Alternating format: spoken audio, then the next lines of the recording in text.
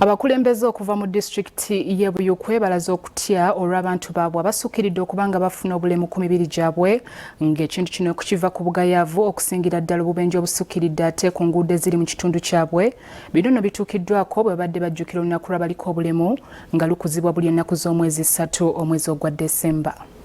Wakati mu kaweefube w'okwegatta ku nsi yonna mu kukuza olunaku lw'abaliko obulemu mu ggwanga olubeerawo obulinga ennaku z'omwezi 3 omwezi ogwa Desemba, abakulembeze mu disitulikiti y'e Buyikwe wakati mu kujjukira olunaku luno balaze okutya olw'obubenje obuyitiridde ku nguudo buli lukya ekiviiriddeko omuwendo gw'abantu abaliko obulemu okulinnya mu disitulikiti. Okusinziira ku bitabo bya disitulikiti biraga nti emyaka ebiri emabega Buyikwe disitulikiti yalina omuwendo gw'abalina obulemu 4,000 wabula mu mwaka gumu gwokka omuwendo gweyongera okutuuka ku 60,000 ekikosezza n'embalirira ya disitulikiti olw'okuba n'ensimbi ezitamala kubateekerateekera.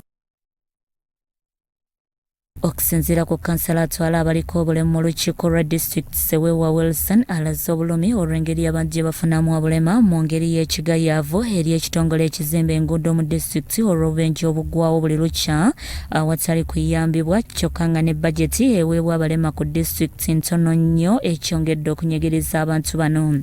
Kubanga nti waliwo oluguudo olutakolebwa bulungi nnyo naddala awo Buwoya junction ya Buwoya ntonfunda tebagigaziya so nga tukuva omulanga yunula okulaba nga ejja etakinga over program eyo eya Buwoya junction.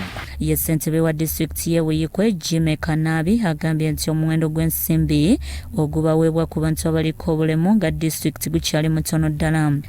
So kituwamu challenge ne grants zino zeetaaga okwongeramu kuba abantu abasinga abaliko obukosefu batono nnyo betulabako naye bangi ababeera eyo mu byalo abatasobola kuvaayo oluusi abatya n'okuuna abantu okubalaba nga weyaba nti twetaagayo funds ez'amaanyi n'okwempawalinga ba CDO.